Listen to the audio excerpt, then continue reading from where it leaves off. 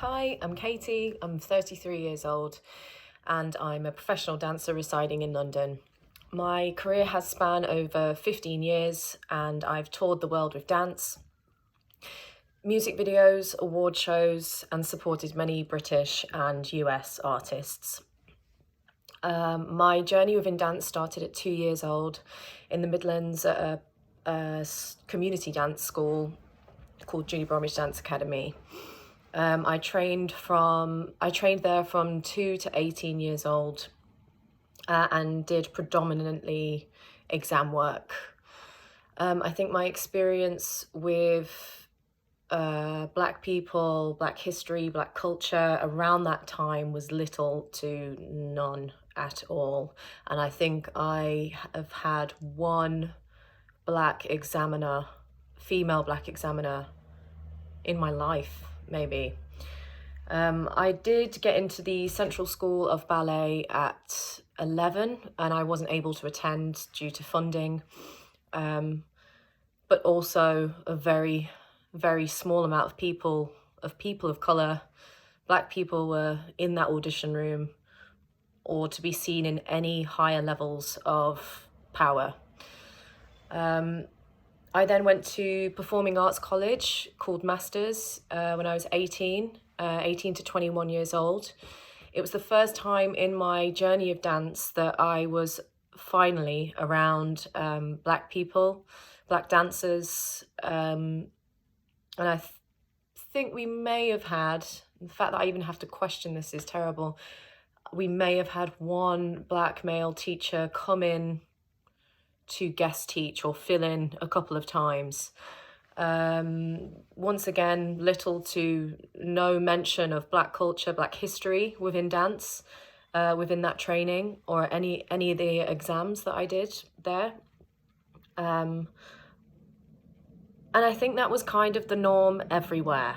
I can remember an experience, or now I'm looking back on my experiences, I should say, and unpicking some of these memories to get an even clearer perspective of what's going on at current.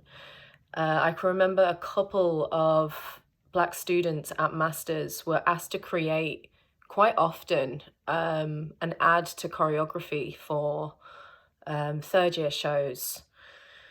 At the time, this was the best thing and the best information, the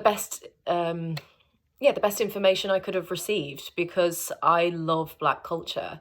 I love Black movement. I love Black music. So the idea of being able to do some routines and things being in the show regarding this was incredible news for me. But looking back, being more aware and more knowledgeable, those students got little to no acknowledgement of their creative input towards the show and towards some of our training, actually.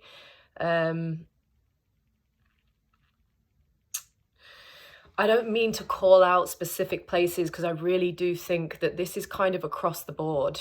In my career, it became quite diverse. I felt like I entered the commercial industry at a time when it was seeming quite diverse, but the word token was passed around and it was almost like a very normal label to be going around. If there was one Black person in the room, it was almost turned into humor that they were the token dancer within this piece. And likewise, it did get flipped for a small amount of time, I would say, when I would say there was more Black females and Black males dancing and getting these jobs, and possibly having one white person, which was then the token. And this is no push on reverse racism at all, because I really don't believe in it. But it was turned into humor, which I think within my education as it continues to develop about this very, very important subject matter and movement that is currently happening, realizing it's a bit of an issue and how we can almost put this down to our ignorance, allowing humour and sweeping it under the rug, which I think we need to put a stop to. I do think it is our responsibility as white people, and for white people in places of power, to start to address some of these issues and ask why there's 200 examiners on the RAD board and not one of them are black. And it is the same for the Federation of Adjudicators. That is a question that needs to be answered. And the discussions do need to continue, which is why Stacey and Louise putting this platform Tired together is so, so important. Conversations are needed, education is needed, and a safe space for young creatives, young professionals and young dancers to ask questions of maybe why there is so much stuff going on in a career path that they would love to take part of, but they don't see anyone that they could necessarily relate to. I understand that history, the Black history, we are still trying to fight to get into curriculum of educational schools. And I think it's just as important within dance education. Many dancers start at a very young age and we continue to grow and blossom. And I think it's once again ignoring a huge part of dance culture that is thriving and that is used very often misinterpreted and not understood enough. I think also from white choreographers, understanding that they would like to do a vibe and a type of choreography and dance to a style of music that they maybe know nothing about.